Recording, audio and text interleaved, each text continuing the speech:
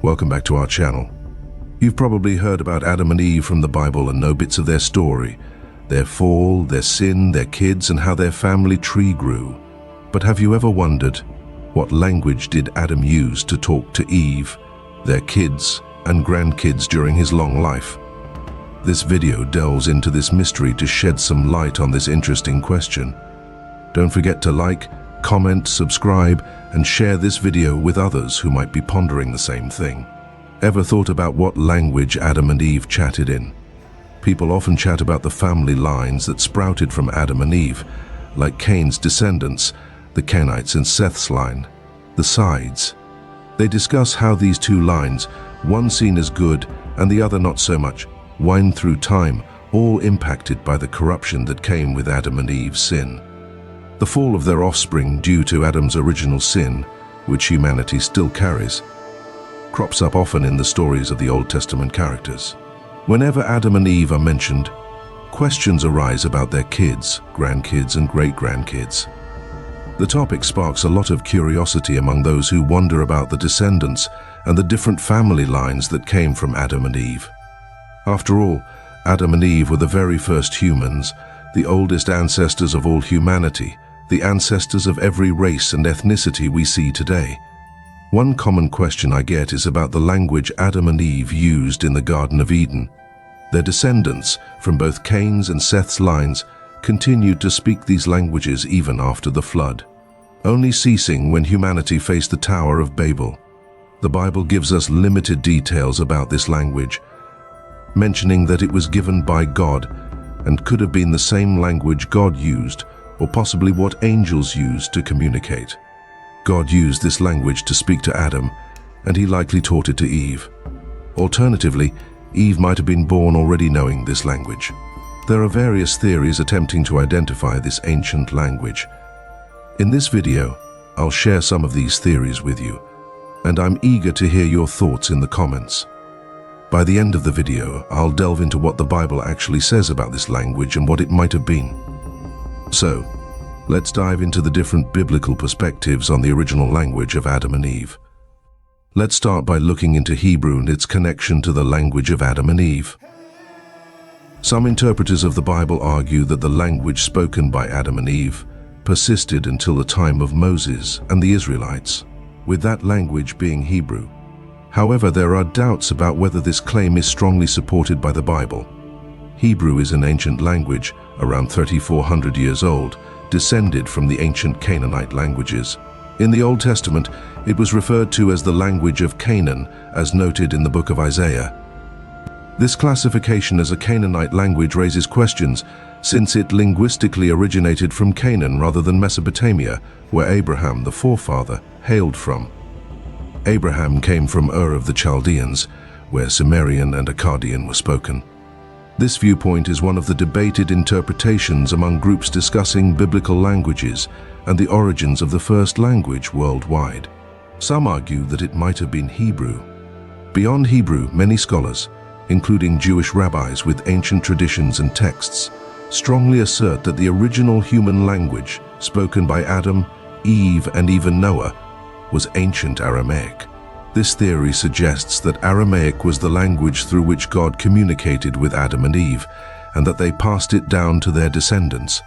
Aramaic is an ancient Semitic language, akin to Arabic and sharing some similarities with early Hebrew. The Zohar, a significant text in Jewish law, claims that Adam and Eve conversed in Aramaic, marking it as their original tongue. Therefore, alongside the notion that Hebrew was the original language, there exists an alternative belief asserting Aramaic as the language of Adam and Eve. Another perspective to consider is a third hypothesis. The language known as Lashon HaKodesh, or the Holy Language, as named by certain rabbis and Jews, is viewed as a blend. In this notion, Lashon HaKodesh is believed to be a mix of ancient Aramaic with Hebrew or even ancient Phoenician, a fusion of these two ancient tongues. Consequently, the language spoken by Adam and Eve would be this amalgam. Apart from these three theories, diverse linguistic suggestions have been put forth by scholars, both Jewish and non-Jewish. Some propose that the language of Adam and Eve might have been Akkadian. According to specific theorists and scholars, there is a debate around whether Akkadian could have been the language of Adam and Eve. Some argue that the language of the ancient Akkadians could have been this original language, while others posit that ancient Sumerian is also a viable contender. Certain individuals suggest that the language of the Sumerians, an ancient people of Sumer, could be the primordial tongue.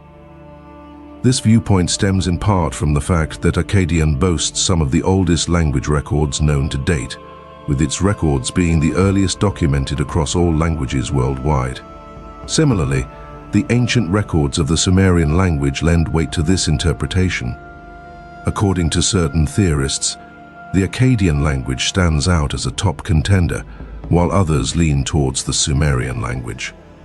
Besides these earlier suggestions, a range of interpretations and theories exist regarding the possible language of Adam and Eve. Scholars have pondered over this topic across eras, leading to a diverse array of viewpoints. One theory proposes that the original language might have been ancient Egyptian, referred to in Egyptian as Kemet or Kamat. This perspective suggests that the ancient Egyptian language served as the foundational language of humanity, preserved primarily by the Egyptians across generations. However, with the passage of time and the successive occupations by other civilizations like the Hittites, who spoke Aramaic, Ugaritic and Phoenician, the Egyptian language gradually faded.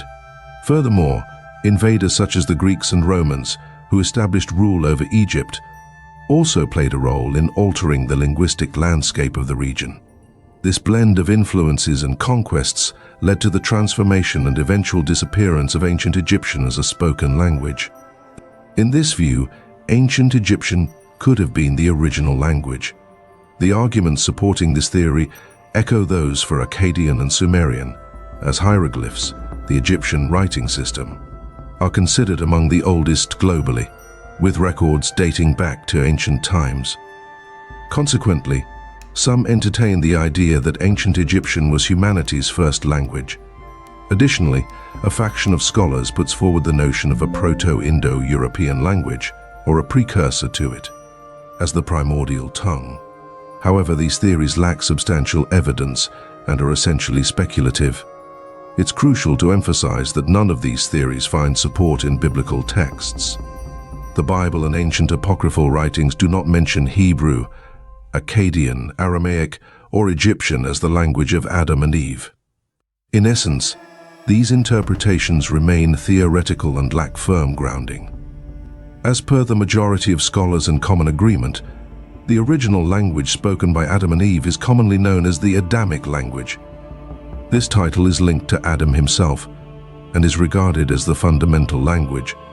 It differs from languages like Aramaic, Hebrew, Akkadian, Sumerian, or Egyptian, as it is uniquely the Adamic language.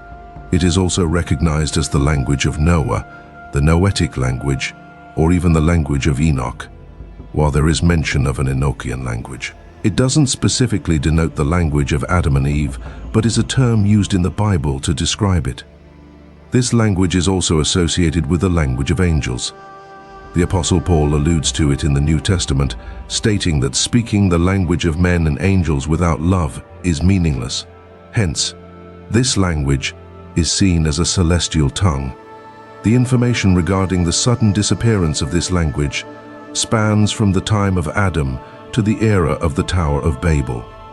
Post the Tower of Babel incident, humans, descendants of Noah, started inheriting different languages given to create confusion at that time.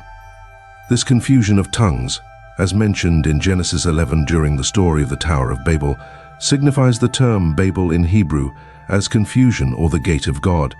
In ancient Akkadian texts, divine intervention is evident, where each group descending from Shem, Ham, and Japheth, tasked with repopulating the world, was bestowed with their distinct language. These languages diversified among the branches and sub-branches of Japheth, Ham, and Shem's descendants, along with some isolated languages divinely inserted among the people constructing the Tower of Babel.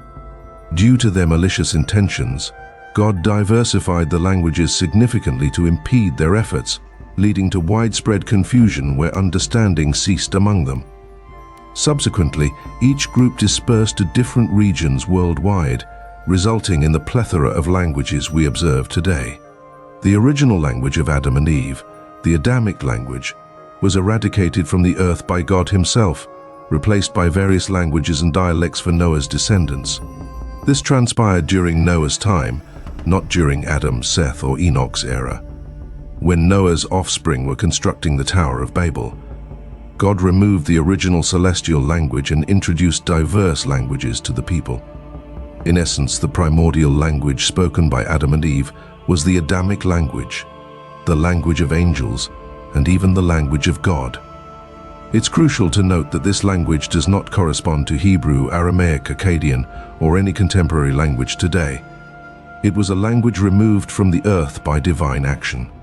I appreciate those who have followed along with this discussion. If you know anyone intrigued by ancient linguistic curiosities of the Bible, feel free to share this information with them. May everyone be under divine protection. Farewell for now.